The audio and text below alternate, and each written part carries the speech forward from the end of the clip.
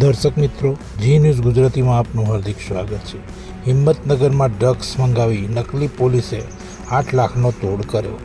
નકલી પોલીસે ફોન કોલથી ડ્રગ્સની પડીકી મંગાવતા લઈને આવેલા યુવકનો તોડ કરાયો।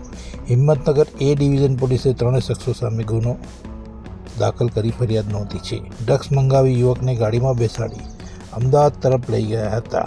ગાંધીનગરના પોલીસ કર્મીઓ હોવાની ઓળખ આપી ડ્રગ્સ કેસ કરવાની ધમકી આપી। યુવક સામે કેસ કરવાની ધમકી આપી 50 લાખ રૂપિયાની માંગ કરી હતી। આખરે 10 લાખમાં પતાવટ કરવાનું કામ કરી 8 લાખ રૂપિયા પડાવ્યા હતા। હિંમતનગરના વિરેન્દ્ર ખટકી અને સોનાસણના વિપુલ વણકર સહિત 3 શખ્સો વિરુદ્ધ ગુનો નોંધાયો છે। કાર લઈને આવેલા અને પોલીસ તરીકે ઓળખ આપનાર ત્રીજો શખ્સની ધરપકડ કરવા માટે શોધખોળ હાથ ધરાઈ ગઈ છે।